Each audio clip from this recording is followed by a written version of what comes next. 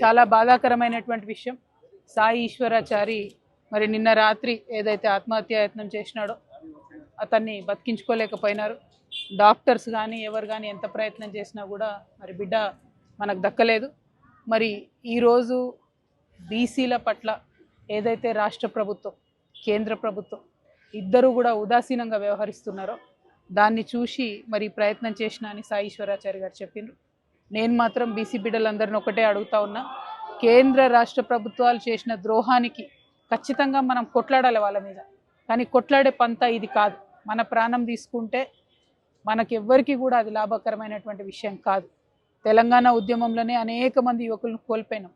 BC ఉద్యమంలో మనం ప్రాణాలు తీసుకుంటూ బంద్ చేద్దాం. రోడ్డు మీద నిలబడి బరిగీసి కొట్లాడి ప్రభుత్వాల మెడలు వంచి బీసీల రిజర్వేషన్లు సాధించుకుందాం. మేమందరం కూడా బీసీల కోసం పోరాటం చేస్తూ ఉన్నాం. ప్రాణాలు ఇవ్వడం అన్నది దీనికి సొల్యూషన్ కాదు. ఎట్టి పరిస్థితుల్లో కూడా ప్రాణాలు ఇచ్చే పద్ధతి పెట్టుకోవద్దు. బీసీ బిడ్డలకు ఒక అక్కగా చెప్తా ఉన్నా, మీకు చేతులు ఎత్తి నమస్కరించి చెప్తా ఉన్నా, మీకోసం ఎంతకంటే అంతవరకు కొట్లాడతాం. గత 2 ఏళ్ల నుంచి కొట్లాడుతున్నాం. మీరు చూసిరు మనందరి సమిష్టి పోరాట ఫలితాల వల్ల బిల్లులు వచ్చినాయి, అసెంబ్లీలో వచ్చినాయి. ఇప్పుడు అది రాష్ట్రపతి దగ్గర ఉన్నది. ఏనుగెళ్ళింది తోక చిక్కింది అన్నట్టుంది.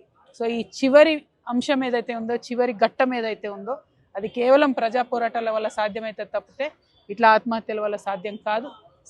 సాయి ఈశ్వరాచారి గారి కుటుంబానికి కంప్లీట్గా మేమందరం కూడా అండగా ఉంటాం. ప్రభుత్వాన్ని కూడా నేను డిమాండ్ చేస్తున్నా, తక్షణమే వారికి ఒక మంచి ఇల్లు కట్టియాలి. 3 పిల్లలు ఉన్నారు, దయనీయమైన పరిస్థితి ఉన్నది.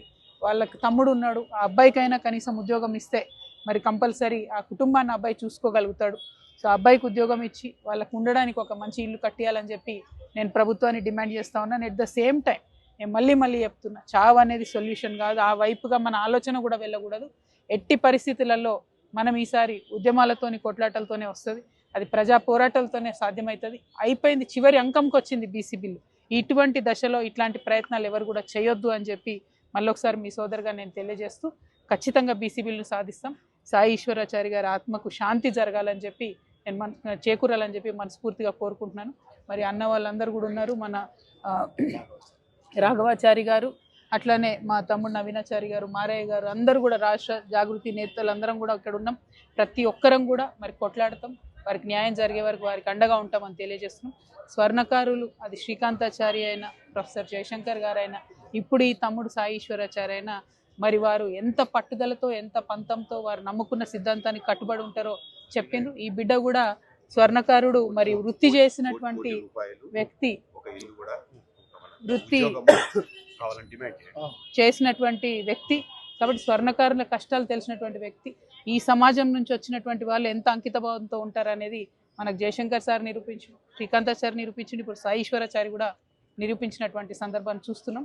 కానీ ఈ పంతా కరెక్ట్గా ఇట్లా మనం పోవద్దు, కొట్లాడదాం, నిలబడదాం. Thank you. జై తెలంగాణ.